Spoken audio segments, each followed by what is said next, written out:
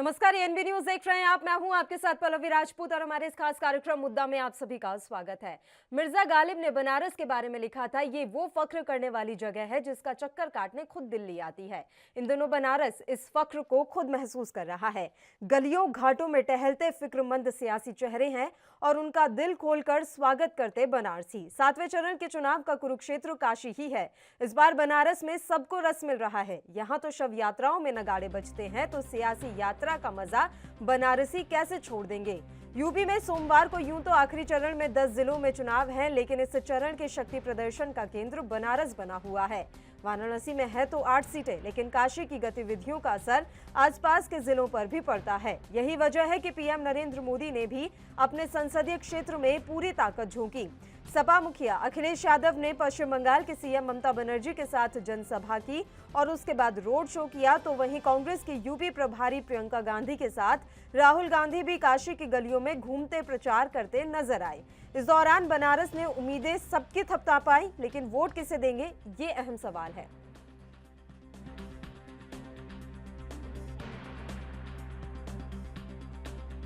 एक तो प्रधानमंत्री हम लोग की दुकान पे आए तो हम लोग बहुत खुशी हुई। अच्छा लगा कि पहली बार देश आज़ाद होने के बाद प्रधानमंत्री किसी की दुकान पे चाय पिए, ये अच्छी बात लगी।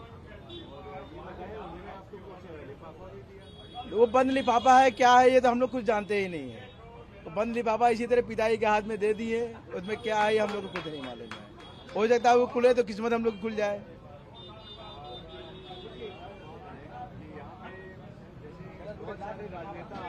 जी जी, बहुत सारे लोग, जॉर्ज फर्नांडिस, लोहिया जी और ऐसे ऐसे लोग। कुछ लोग तो बीएचयू पढ़ते थे, राजनाथ सिंह, कलराज मिश्रा, ये लोग भी यही पढ़ते थे। रीवा हॉस्टल पीछे हॉस्टल रहता था, यहाँ आकर लोग मजा लेते, चाय पानी करते थे। जैसे आज मोदी उतर करके आम जनता की तरह चाय पिए कल, वैसे सब लोग इसी चाय पीते थे। नहीं, जैसे चाय जनता के विषय में बनाते थे वैसे ही चाय बना के मोदी की बहुत अच्छा लगा। एक नहीं 3-3 चाय मांग मांग के पिए। मनोज हमको एक चाय और दो, फिर 2 चाय पिए, एक चाय यहाँ पिए खड़ा होकर के, कहे एक चाय और हम पियेंगे। काफ़ी लोग आते भी हैं, यहाँ से जुड़े भी हैं लोग। बीएचयू से काफ़ी लोग प्रोफेसर लोग भी आते हैं और कुछ नेता लोग भी बैठते हैं यहाँ पे। हम लोग को सौभाग्य है कि इस मिट्टी से जुड़े हैं। और मेरे दादा के दादा बैठे, फिर मेरे दादा बैठे, फिर मेरे पापा बैठे, अब हम लोग बैठ रहे हैं। मेरे हिसाब से बहुत पुरानी है। हम लोग बहुत छोटे छोटे थे, पैदा भी नहीं हो गए तब से हम लोग सोचते हैं। चलिए, इस मसले पर हम चर्चा की शुरुआत कर लेते हैं। फिलहाल 3 मेहमान हमारे साथ जुड़े हुए हैं। मेहमानों से आपका परिचय करवा देते हैं। प्रदीप भटनागर जी इस समय हमारे साथ जुड़ गए हैं, नेता हैं भारतीय जनता पार्टी से। दीपचंद राठौर जी इस समय हमारे साथ जुड़े हुए हैं, कांग्रेस पार्टी के प्रवक्ता हैं। और नगेंद्र सिंह जी इस समय हमारे साथ जुड़ गए हैं, समाजवादी पार्टी के नेता हैं। तीनों ही मेहमानों का स्वागत है एएनबी न्यूज पर। प्रदीप भटनागर जी, शुरुआत आप ही के साथ करना चाहेंगे। सर, इस समय जो यूपी में आखिरी चरण का चुनाव बाकी है, उसका केंद्र बनारस बना हुआ है, लेकिन देखा जाए तो कितना ही जातीय समीकरण में उलझा हो बनारस, लेकिन भावनाओं में बहने का चलन आज भी है यहाँ पर।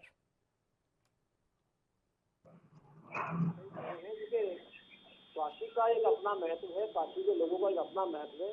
काशी में जो हमने भी देखा है और सुना भी है कि काशी में किसी धर्म का आदमी हो, सब शिव को मानने वाले उसके अनुयायी है। और शिव के अनुयायी सरल और सहज होते हैं, जो हमने देखा है और सुना भी है। अब देखिए चुनाव चल रहा है, अब तो उनका लोकसभा क्षेत्र भी है माननीय प्रधानमंत्री जी का, और अपने क्षेत्र में जनता से रूबरू हो रहे हैं, चाहे वो चुनाव के बहाने या वैसे भी जाके। अच्छी बात है, जनता के बीच में बैठेंगे तभी तो नेता बनेगा।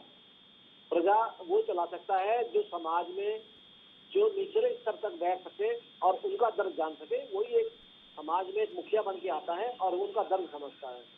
कुछ ऐसे होते हैं कि टपक के आए और बैठ गए और शासन चलाने लगे, चीजों बड़ा फर्क होता है।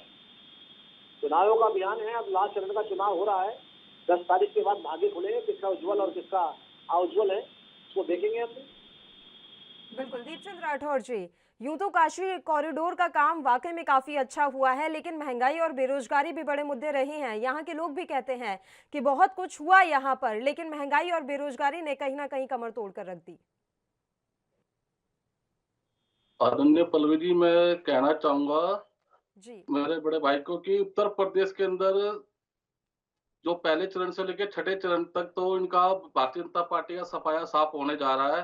और मैं आपको बोलना चाहूंगा मजहब की राजनीति ये लोग शुरू से ही करते आ रहे हैं। और बनारस के अंदर जो मेन मुद्दे हैं, जो प्रियंका जी जो जनमानस के मुद्दे उठाए शुरू से ही, अब की बार तो सांप्रदायिक कार्ड और जाति कार्ड और धर्म कार्ड नहीं चलेगा। अब की बार उत्तर प्रदेश की जनता महंगाई पर, बेरोजगारी पर, भ्रष्टाचार पर, पानी, बिजली, शिक्षा, स्वास्थ्य, सफाई और कानून व्यवस्था, सड़क जैसे मुद्दों पर अपने वोट डालकर सरकार परिवर्तन करने का मन बना चुकी है। मैं आपका, और जो अब की बार जो मतदाता है बहुत साइलेंट तरीके से मतदान कर रहा है।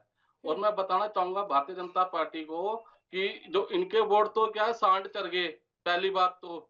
और अब की बार हम इस चुनाव के अंदर योगी जी को गाना चल रहा है उत्तर प्रदेश में, चल सन्यासी मंदिर में, तो उनको योगी जी को तो मठ में हम अब की बार छोड़कर आएंगे बिल्कुल, क्योंकि इन्होंने जिस तरह गदर मचाया, नहीं तो कानून व्यवस्था इनके हाथ से सुधरी है। मैं आपका ध्यान दिलाना चाहूंगा, चाहे उन्नाव कांड हो, चाहे हाथरस कांड हो, चाहे आगरा की दलित बेटी का शोषण, अगर किसी ने भी जनमानस के मुद्दे उठाए हैं तो वो माननीय प्रियंका गांधी जी ने उठाए हैं। ये पहले एक तो सरकार में थे और समाजवादी पार्टी विपक्ष में थी, ये कभी 80 बेनाम की राजनीति कर रहे हैं, कोई 85 बेनाम की 15 की राजनीति कर रहा है, लेकिन जनमानस के मुद्दे पे कोई लड़ाई नहीं लड़ रहा। जनमानस के मुद्दे पे कोई लड़ाई लड़ रही है तो वो कांग्रेस पार्टी। मैंने और आने वाले में अपना जो बताना चाहूंगा, शुरुआती संबोधन दिया ना सर, उसमें मैंने यही कहा कि तमाम मुद्दे होने के बावजूद बनारस के जो लोग हैं वो भावनाओं में बह जाते हैं सर। नहीं नहीं पल्लवी जी, अब की बार वो भावना नहीं रहेगी। अब की बार जनमानस का मुद्दा देखना, जिस तरह आज युवा वहां का रोजगार मांगता है तो लाठीचार्ज करते हैं, हमको एनएसए दिखाते हैं, खुद मुख्यमंत्री बोलते हैं कि हम आप पे मतलब एफआईआर दर्ज कर देंगे। और इनकी बौखलाहट तो देखो, जो तिल्लेवी के जो विधायक और मंत्री हैं वो कहते हैं, खुद कहते हैं दादी नोच कर मैं चुटिया बना दूंगा। और इनकी एक मैडम जी है भदौरिया जी, वो कहती है खुद कि भाई आप राशन ले लो, नमक ले लो, पर वोट हमें देना। और रही स्मृति ईरानी जी की बात, मोदी जी 5 चुनाव में तो थे ही नहीं, उन्होंने योगी जी को आगे कर रखा था। और अब की बार ये इनका संसदीय क्षेत्र को पता है कि हम यहाँ से भी हार रहे हैं, बस इसलिए इन्होंने अब की बार हार का ठीकरा योगी जी के फोड़ा है। और इनको पता है कि ये भारतीय जनता पार्टी अब की बार यहाँ से हारने वाली, इसलिए इन्होंने रैली करी। इनकी कोई रैली नहीं हो रही है, लिखमपुरी में माननीय प्रधानमंत्री जी की रैली नहीं हुई है पल्लवी जी। अच्छा, चलिए नागेंद्र जी, आपको आवाज मिल रही है सर?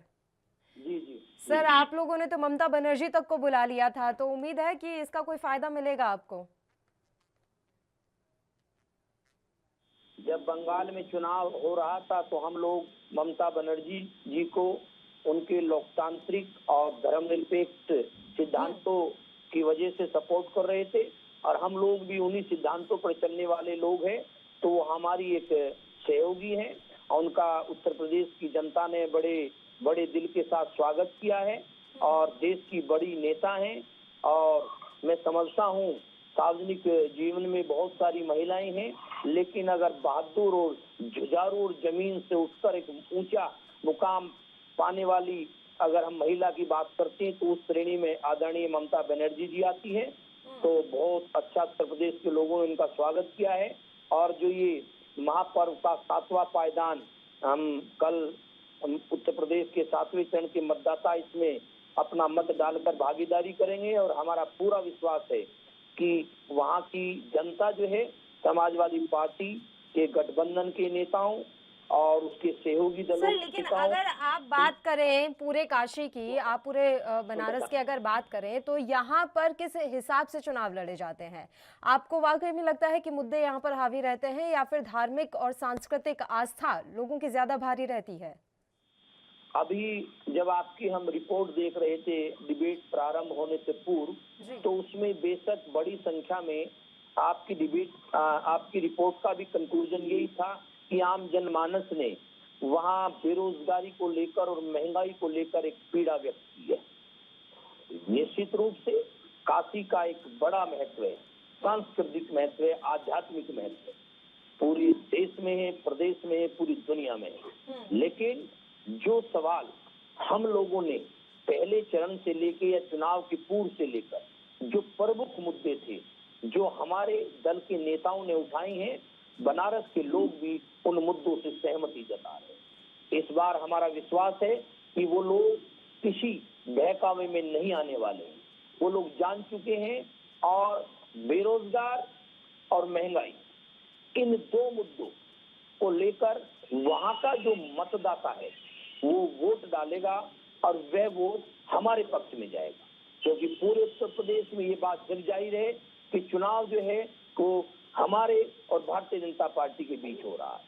ठीक है, कांग्रेस भी एक बड़ा दल है, बहुत पुरानी पार्टी है, वो भी अपनी तरीके से चुनाव में है, हम उनका भी स्वागत करते हैं। ठीक है, एक स्वस्थ प्रतिस्पर्धा होनी चाहिए और जमीन तक मुद्दे जाने चाहिए। आम जनमानस के जो मुद्दे थे उसको विपक्षी दल होने के नाते हम लोगों ने पहुंचाया है और जनता का मन जो है उस प्रकार का बन रहा है कि वो भारतीय जनता पार्टी को यहाँ से सत्ता से हटाना चाह रही है। ठीक है, प्रदीप भटनागर जी, काशी विश्वनाथ मंदिर जो है वो दक्षिण सीट का हिस्सा है, यहाँ से विधायक होते हैं नीलकंठ तिवारी। अब बात यह है कि वो योगी सरकार में मंत्री भी हैं, उनके लिए नाराजगी है लोगों में। उनका ये कहना है स्थानीय लोगों का कि नीलकंठ तिवारी से ज्यादा तो मोदी जी आ जाते हैं अपने क्षेत्र में। उनसे नाराजगी है तो जनता इस बार दिखा देगी, मैं तो स्पष्ट सीधा कहता हूँ। और नाराजगी किस चीज की है वो भी देखेंगे उस चीज के बारे में। काशी में जो विकास जो योजनाएं चली वो बात भी देखी हमने।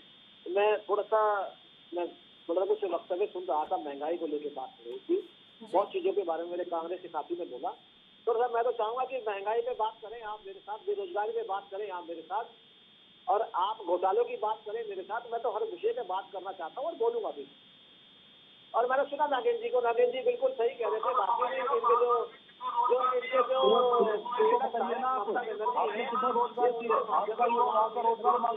लाठीचार्ज करते हैं। और आपके काशी के जो नवाबगंज के विधायक हैं नीलकंठ जी, जो नवाबगंज वार्ड से आते हैं, वहाँ की जनता ने तो वोट का बहिष्कार तक कर दिया। बताओ इसके बारे में आप क्या कहेंगे? सुना मैंने, आप मेरे सुने, आप बीच में ना बोले आप लोग, आपको मैंने पूरा सुना। अब आप सुने, आप मेरे को भी सुन लीजिए। आप सुनेंगे तभी कुछ बोल पाएंगे, नहीं तो कुछ नहीं बोल पाएंगे आप। तो मैं यही कह रहा था कि हम तो बात करना चाहते हैं घोटालों की, कि बात तो कीजिए आंखों में आंखें डाल के। अगर कांग्रेस में हिम्मत है तो घोटाले पे बात करें, महंगाई पे बात करें।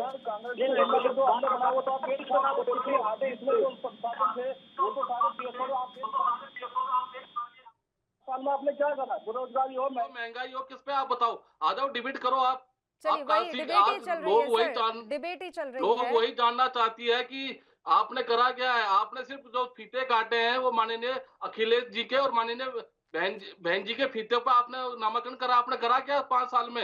और आप बोल रहे हम आपकी बार आएंगे तो हम करेंगे। क्यों भाई, 5 साल क्या कर रहे थे आप? चलिए सुनते हैं, बताइए प्रदीप भटनागर जी। मैं तो समझ पाया नहीं तो क्या बोला पहले चीज तो। वो कह रहे हैं कि अभी तक जो आपने फीते काटे हैं वो अखिलेश यादव और बहन मायावती के नाम के काटे हुए हैं सर, तो आपने किया क्या 5 सालों में? बिल्कुल बिल्कुल, हमने तो राजीव जी के टाइम के भी काटे फीते, हमने तो इंदिरा जी के टाइम के फीते काटा काम किया है। बड़े दुख की बात है आप लोगों ने काम नहीं किया, फीते काटे, अच्छी बात है। अब अगर आपने अगर बात करी अखिलेश जी की, अखिलेश जी का पूछ तो लीजिए कि आपने चुनाव से 20 दिन पहले ही क्यों काटे? आपने रिबन जो काटे 20 दिन पहले सारा शिलान्यास करना था, हजारों करोड़ों रुपए की। जो प्रदेश में फंड नहीं, पैसे का नाम नहीं, आप काहेगा? ये आप मानते हैं नहीं मानते हैं सर कि महंगाई बड़ा मुद्दा रहा है इस बार, बेरोजगारी से लोग त्रस्त रहे हैं इस बार? आपका जवाब चाहूंगी मैं भटनागर जी इस पर।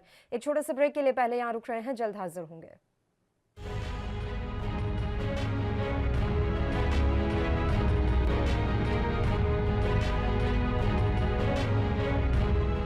ब्रेक के बाद एक बार फिर से आप सभी का स्वागत है। प्रदीप भटनागर जी, आप ही का रुख करना चाहेंगे।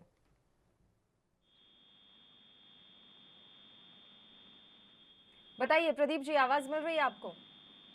हाँ जी बिल्कुल मिल रही है। आप अपनी बात जारी रखिए। और मेरा ब्रेक पर जाने से पहले सवाल था कि आप मान रहे हैं या नहीं मान रहे हैं कि महंगाई और बेरोजगारी बड़े मुद्दे रहे हैं इस बार? देखिए हम महंगाई, बिल्कुल मैं सबके बारे में बताता हूँ। देखिए महंगाई एक मुद्दा है और पूरे विश्व में, इस भारतवर्ष में नहीं है, मगर फिर भी भारतवर्ष ने अपने आप को 2 बार कोविड में संभाला है अपने आप को। अगर आप महंगाई की बात करते हैं तो पूरे विश्व में, हमारे यहाँ नहीं है। मगर हमारे यहाँ जो लोग रहते हैं उन्हें भी समझना पड़ेगा कि आगे देश के हित के लिए कैसे काम करने चाहिए और क्या चीजें भलाई के बारे में विज्ञापन और बातें करनी चाहिए। आपने जो बेरोजगार की बात करी, अगर आप बेरोजगारी की बात करते हैं तो मैं तो बेरोजगारी में अगर केंद्र सरकार आगे कदम बढ़ाई कर रही है, मगर राज्य सरकार जो है अपना आंकड़े नहीं देती कभी भी। अब उत्तर प्रदेश में चुनाव लड़ रहे हैं और हम अपने आंकड़े देते हैं कि हमने क्या अवसर लाए व्यवसाय के और क्या अवसर नौकरी को दिए हमने, हम खुल के बता रहे हैं। मगर और सरकारें जो राज्य के अंदर चुनाव लड़ रही है कांग्रेस की और जो है सत्ताधीन, वो कभी नहीं बताते इसके बारे में क्या है। हर प्रदेश के अंदर नौकरियां हैं, क्यों नहीं नौकरी दी जा रही, ऐसा क्यों है और क्या अवसर आपने दिए, उसके बारे में बताना पड़ेगा। और मैं एक बात और सुन रहा था, बता रहे थे घोटाले। अरे आप बताइए सही, कहाँ पे घोटाले हुए? घोटाले की सरकार कौन सी थी? बोलना बड़ा आसान है। प्रियंका जब से आई है उत्तर प्रदेश जीरो हो गया। अब रही थे 5-7 सीटों में, वो भी खत्म हो जाएगी। मगर आप प्रियंका जी से ये भी पूछ लीजिए कि पंजाब में जो उत्तर प्रदेश के बारे में तालियां बज रही थी, कभी उनके बारे में पूछ लीजिए, क्या उत्तर प्रदेश के लोग अच्छे नहीं लगते? बीच में ना बोले सर, बीच में ना बोले। आपके कांग्रेस में जितने भी नेता बैठते हैं बहुत गंदी आदत है बहुत गंदी आदत है बोलने की। प्रियंका जी से पूछना जरा एक बार, यूपी बिहार के लोगों को क्या परेशानी है, पंजाब में गाँव में आप प्रियंका जी से पूछ लेना कि जो प्रियंका जी का पति देव है वो जमानत में बाहर है, भाई को जमानत में बाहर का पूछ लीजिएगा। आप जो उत्तर प्रदेश की बात कर रहे हैं, अरे यार आप बता दो, आदरणीय प्रियंका सोनिया गांधी जी कितनी बार अपने पार्लियामेंट क्षेत्र में गई हैं, बता दीजिए। और आदरणीय राहुल गांधी जी कितनी बार अमेठी गए? चुनाव तब तक नजर आई नहीं, पहले हारे बैठे हैं आप लोग सोच के पहले ही। आपके बाद इतने बड़े नेता होने के बावजूद चलिए एक एक करके बात कर लेते हैं, एक एक करके बात कर लेते हैं जी सर। बहुत बड़ी कमी है कांग्रेसियों में। एक एक करके बात कर लेते हैं। आप बात कंप्लीट कर कीजिए प्रदीप जी जल्दी। इनके पास ठीक है। लखीमपुर सब चीजें हाथ की बात करते हैं, हम हर बात के लिए जवाब देने के लिए बैठे, मगर सब्र से सुने। हम तो किसान के मुद्दे पे ही बात करना चाहते थे पार्लियामेंट के अंदर, भाग गए वहां से। अब ठीक है सर, इतनी पीछे वाली बातों को जाने का कोई फायदा नहीं है। दीपचंद राठौर जी। नहीं, बहुत बड़ी कमी है कांग्रेस के नेताओं में, इन्हें हाथरस और लखीमपुर याद आता है, और जब लखीमपुर हाथरस के बारे में हर डिबेट ज्यादा चीजें करा जाता है, बोला जाता है, और सब चीज के बारे में पता है कि पहले में क्या मना कर, फिर जितना बोल के दिखाएंगे अगर चुनाव खत्म हो गए भाई, आप टिकट में चिंता मत कीजिए आप। अरे सर एक एक करके बात कर लेते हैं ना। नागेंद्र जी मैं आप ही का रुख करूंगी और आप दोनों से मेरी रिक्वेस्ट है कि एक एक करके बात करते हैं। नागेंद्र जी, काशी विश्वनाथ कॉरिडोर का कितना फायदा मिलेगा भारतीय जनता पार्टी को? कोई फायदा नहीं मिलेगा। ये जो सांस्कृतिक महत्व है, कोई काशी विश्वनाथ मंदिर का हो या काशी का हो, जो सांस्कृतिक महत्व है कोई वो 14 से बाद में नहीं बना है। वो महत्व जो है बहुत प्राचीन काल से है। मूल रूप से हमें ये खुशी हो रही है, फिर मैं एक बार और पुनरावृत्ति करना चाहूंगा कि नौजवान और किसान और महंगाई 3 मुद्दे थे जिनसे भारतीय जनता पार्टी बेचैन हो रही थी, और इन मुद्दों से ध्यान बटाने के लिए चुनाव से पूर्व और पूरे चुनाव के दौरान अनेक प्रकार के प्रपंच इन लोगों ने किए, लेकिन आम जनमानस का और आम व्यक्ति का ध्यान जो है इन मुद्दों से नहीं हटा है। और जब इन मुद्दों से, चुनाव के इन मुद्दों से ध्यान नहीं हटा है, तो इसका मतलब इनकी विदाई तय है, क्योंकि नौजवान और किसान बहुत ज्यादा बेचैन रहा। इन्होंने बहुत प्रभावी रूप से फिर ध्रुवीकरण करने का प्रयास किया है, लेकिन प्रत्येक चरण में इनके उस प्रयास को लोगों ने नकारा है। और आप लोग देखिए, पूरे उत्तर प्रदेश को लेकर एक पूरी जो हमने अपना वचन पत्र दिया है, उसके अनुरूप पहले चरण से लेकर 7वें चरण तक हमने उन्हीं मुद्दों को, उन्हीं कामों को करने के प्रति लोगों के सामने गए हैं। और अब आप कोई नई पार्टी तो है नहीं नागेंद्र जी। देखिए ऐसा नहीं है कि आप कोई नई पार्टी है, नई पार्टी अपना किस्मत आजमा रही हो इस बार उत्तर प्रदेश में। पुरानी पार्टी है, आपका शासनकाल भी उत्तर प्रदेश की जनता ने देखा हुआ है, तो आपका शासनकाल कोई ऐसा रामराज वाला तो रहा नहीं। अब आप इस बात को नहीं मानेंगे वो अलग बात है। जी, तो आपको क्यों लगता है कि आपके वचन पत्र पर लोग इतनी आसानी से भरोसा कर लेंगे? आसानी से भरोसा करेंगे क्योंकि हमने अपने जो सैद्धांतिक और जो हमारे कार्यक्रम थे उससे उसको कोरिलेट किया है। ये लोग पहले नई बात ले आए, इस बार फिर नई बात ले आए, तो कोई सतत प्रक्रिया इनके कार्यक्रमों में नहीं है। टुकड़ों में बात कहते हैं। हम एक पैटर्न पर चलने वाले, एक लाइन पर चलने वाले, एक लाइन की राजनीति करने वाले, एक डेवलपमेंट का भी और एक नीति पर भी मसौदा रखा है, उस पर लोग इसलिए विश्वास करेंगे। और फिर मैं कह रहा हूँ, खुशी इस बात की है कि विकास को लेकर, किसान को लेकर, नौजवान को लेकर, महंगाई को लेकर वो नुक्कड़ पर, वो सभाओं में, वो रैलियों में, वो रोड शो में, वो चुनाव की पंचायतों में हर जगह मुद्दा रहा है। और लोगों से ये भी सुनने को मिला है कि भारतीय जनता पार्टी तो मात्र ध्रुवीकरण का कार्य करती है और अब ध्रुवीकरण को हम लोग स्वीकार नहीं करें। तो इसीलिए लोग हमारे कार्यक्रमों में, हमारे नेतृत्व में विश्वास करें। चलिए दीपचंद राठौर जी, आऊंगी मैं आपके पास। एक रिएक्शन पहले प्रदीप जी से ले लेते हैं। आ रही हूँ नागेंद्र जी। प्रदीप भटनागर जी बड़ी अच्छी स्पीच दे रहे थे और बड़ा अच्छा संदेश दे रहे थे लोगों को आपके माध्यम से कि इन्होंने क्या क्या किया है। और हमने देखा कि इनके जितने विधायकों ने कितने गुंडागर्दी और क्या क्या कहा कि हिंदूवादियों को देख लेंगे, हिंदुओं को देख लेंगे। आजम खान जेल में होने के बावजूद भी टिकट देते हैं और नाहिद हसन जैसे इनको पता है कहते हैं। ये बात करते हैं काशी विश्वनाथ की। आपने एक ईंट वहां लगाई थी, अगर पूर्वांचल में आपने विकास किया होता तो आज प्रारूप बना होता। बता दो आपको कि काशी विश्वनाथ कॉरिडोर बनने से 60% ज्यादा वहाँ पे टूरिस्ट आदमी बढ़ा है, जाने वाला जो श्रद्धालु बढ़े हैं, और वहाँ पे अवसर जो व्यापारियों के थे वो बढ़े हैं। आप उससे नहीं मानोगे। अगर आप इसी प्रकार पूर्वांचल को लेकर चलते, अयोध्या जी का विकास करते जो हमारे टूरिस्ट हब हैं, तो वहाँ लोगों को रोजी रोजगार मिलता। आपने पूर्वांचल के लिए कुछ किया नहीं। आपने क्या किया? आपने अपना बढ़ाया या अपने परिवार के लिए बढ़ाया? आपको कभी जनता के लिए किया नहीं। आपने बहुत विकास किया, वाकई में आपने इतना विकास किया। करीब 24 करोड़ लोगों को आपने छत दे दी, आप लोगों ने सबको टॉयलेट दे दिया आपने। अरे वो इतना कुछ दे दिया आप पिछली सरकार में कि 0% सन्नाटा हो गया, आपको बाहर निकाल दिया गया। और आप सपने और बात इसमें कर रहे हैं। आपने किसी को एक छत तक तो दी नहीं आपने अपने कार्यकाल के अंदर। थोड़ा बता दें मुझे भी, अगर छत दी हो आपने मुख्यमंत्री उसके बारे में बता दें आप थोड़ा सा मुझे। चले देखिए, अगर ये पानी जल की बात करते हैं तो हम उत्तर प्रदेश के अंदर कम से कम 1 लाख से 2.25 लाख तक लोगों के घर पानी पहुंचा चुके हैं। और ये हमारा हर घर पानी पहुंचाने का ना एक दृढ़बद्ध संकल्प है।